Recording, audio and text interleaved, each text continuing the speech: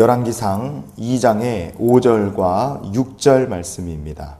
수리아의 아들 요압이 내게 행한 일 곧 이스라엘 군대의 두 사령관 넬의 아들 아브넬과 예델의 아들 아마사에게 행한 일을 내가 알거니와 그가 그들을 죽여 태평시대에 전쟁의 피를 흘리고 전쟁의 피를 자기의 허리에 띤 띠와 발에 신은 신에 묻혔으니 내 지혜대로 행하여 그의 백발이 평안히 스올에 내려가지 못하게 하라. 아멘. 오늘 본문에는요, 다윗이 요압이라는 사람의 이름을 언급하는 걸 볼 수 있습니다. 요압은 다윗의 군대 장관이었어요. 수많은 전쟁을 승리로 이끈 아주 유능한 지휘관이었습니다. 그러나 다윗은 내 지혜대로 행하여 그의 백발이 평안히 스올에 내려가지 못하게 하라, 이렇게 아주 엄격하게 솔로몬에게 요압을 처리해야 된다. 그렇지 않으면 그가 이스라엘의 큰 해가 될 것을 예견합니다. 분명한 이유가 있기 때문에 다윗이 이런 얘기를 솔로몬에게 했겠죠. 도대체 요압은 어떤 사람이었길래, 어떤 인생을 살았고 그의 죄악은 무엇이었길래 이런 말씀을 할까? 이 요압이란 사람을 통해 우리를 향하신 하나님의 마음을 좀 나누는 시간이 될 수 있기를 원합니다. 다윗은요, 요압이 살해했던 아브넬과 그리고 아마사라는 두 장군의 이름을 언급합니다. 사무엘하 2장 말씀에 보면 이스라엘과 유다 사이에 전쟁이 치열하게 벌어지는 장면을 우리가 볼 수 있습니다. 그 전쟁에서 사울 쪽의 군인들을 지휘했던 리더가 바로 아브넬이었습니다. 그 싸움이 치열하던 중에 요압의 동생 아사엘이라는 사람이 이 아브넬을 뒤쫓아서 추격을 바짝 하는 거예요. 그러다가 아브넬의 창에 찔려서 요압의 동생 아사엘이 죽습니다. 사무엘하 2장의 23절에 보면 그 아사엘 죽은 얘기가 있어요. 이게 전투 중에 벌어진 일이니까 어쩔 수 없는 일입니다. 그러나 요압은 아사엘이 죽은 것을 앙심 삼고 마음속에 담아둡니다.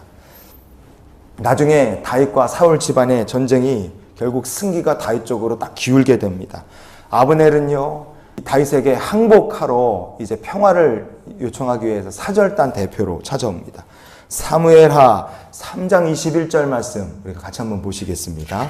내가 일어나 가서 온 이스라엘 무리를 내 주 왕의 앞에 모아 더불어 언약을 맺게 하고 마음에 원하시는 대로 모든 것을 다스리시게 하리이다 하니 예 다윗이 아브넬을 보내매 그가 평안히 가니라. 아멘. 평화가 찾아오고 부흥의 역사가 이스라엘 땅에 다시 일어날 기회가 찾아온 겁니다. 그런데 이 부흥의 기회를 누가 깼느냐? 요압이 전투 중에 자기 동생을 아브넬이 죽인 것에 대해서 앙심을 품고 있었기 때문에 아브넬이 다시 무사히 돌아가는 것을 눈뜨고 볼 수가 없었습니다. 그래서 그는요, 요압은 전령을 보내서 이제 돌아가던 아브넬을 다시 속여서 헤브론으로 데리고 오고 헤브론에서 그를 살해합니다. 사무엘하 3장 27절에 보면 거기서 헤브론에서 요압이 아브넬 죽인 얘기가 있어요. 여러분, 우리가 이 아브넬이 한 행동을요, 이렇게 생각해 보시면 됩니다. 왜 하나님께서 그리고 다윗을 통해서 이 요압이라는 사람을 하나님께서 정죄하시길 원하셨을까? 운동 경기 중에서 치고받고 싸우는 대표적인 경기가 권투시합이죠. 권투시합 3분 1라운드 딱 하면 아주 그냥 서로 부모님을 죽인 원수 마냥 죽어라고 서로를 두들겨 팹니다. 그런데 경기 딱 끝나고 나면 서로를 두들겨 팬 거에 대해서 폭행죄로 신고를 한다든지 고소를 한다든지 그런 거 없습니다. 왜냐하면 그 경기 시간 안에 서로를 때리는 게 룰이고 약속이기 때문에 그래요. 전쟁이라는 것은요, 죽거나 죽이거나 군인들은 그 전쟁에 들어가면 그 전쟁터에서 벌어진 일에 대해서는 살인사건으로 살인죄로 묻지 않습니다. 아브넬이 아사헬을 죽인 것은 전투 중에 벌어진 일이었기 때문에 죄를 물을 수 없는 일이었어요. 그런데 요압은 전투 중에 동생 죽은 일을 아브넬에게 원한을 감고 있었습니다. 그는 원한을 갚으며 죽인 거예요. 이거는 전쟁에서 죽인 것이 아니라 사람을 살해해서 죽인 살인죄였습니다. 사무엘하 2장의 20절부터 22절까지 보면 아브넬은요, 요압 자기 뒤에 따라붙은 사람이 요압의 동생이라는 거 확인할 때 2번이나 제발 다른 데로 가서 다른 사람하고 싸우라고 간청을 합니다. 그래도 아사헬이 포기하지 않을 때 결국 그가 요압의 동생을 죽일 수밖에 없었어요. 이것만 봐도 아브넬이라는 사람은 무분별하게 살인하는 살인마가 아니라 진짜 군인이었다는 걸 알 수 있습니다. 아사엘의 죽음, 그리고 그 싸움에서 벌어진 모든 일들은 다윗과 사울 집안에서 벌어진 전쟁에서 일어난 일이었습니다. 그 전쟁에서 죽었기 때문에 다윗은 아사엘이 자기가 아끼던 30용사 중에 한 사람이었지만 그 아사엘을 죽인 아브넬이 평화사절단으로 찾아왔을 때 아브넬을 죽인 것이 아니라 잘 대접해서 돌려보냈던 겁니다. 그런데 요압은 그러질 못했죠. 요압은 명백하게 피 흘린 사람이었습니다. 이 말씀에 보면 오늘 본문에 요압이 죽인 사람 중에 아브넬 말고 아마사라는 사람도 있습니다. 이 아마사는 어떤 사람인가? 압살롬이 반란을 일으켜 아버지를 쫓아내고 잠시 권력을 잡게 됐어요. 사무엘하 17장에 25절 보시면 압살롬이 아마사로 요압을 대신하여 군대의 지휘관으로 삼았다 얘기합니다. 그러니까 압살롬은 요압을 이제 아버지랑 같이 도망을 간 요압 대신에 아마사라는 사람을 이스라엘의 군대 지휘관으로 세운 겁니다. 나중에 이 압살롬이 죽으면서 끝나고 도망갔던 다윗이 예루살렘으로 돌아오는 일 중에 해결이 될 문제가 하나 남아 있었어요. 그게 뭐냐면 자기 아들 압살롬이 군대 장관으로 임명해 놓은 아마사라는 사람을 어떻게 처리할 것이냐. 그것에 따라서 아마사를 따르는 사람들이 싹 다 또 죽을 수 있기 때문에 이 문제를 잘 해결해야 했습니다. 다윗은 어떻게 해결했느냐? 이렇게 해결했습니다. 사무엘하 19장의 13절 같이 한번 보시겠습니다.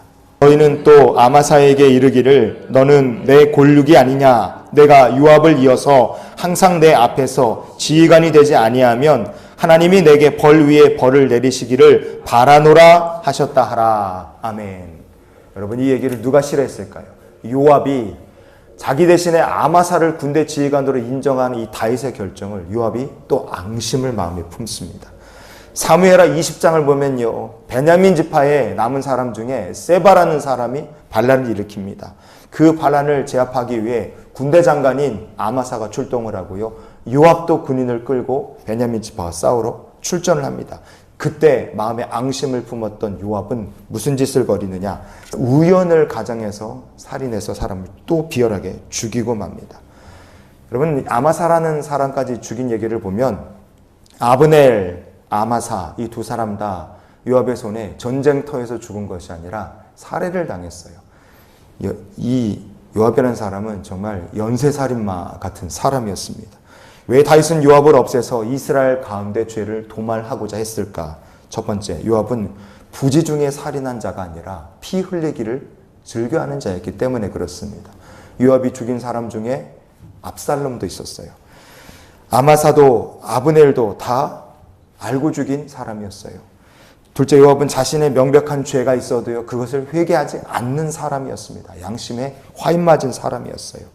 다윗이 우리아를 해친 사건의 공범이 요압이었습니다.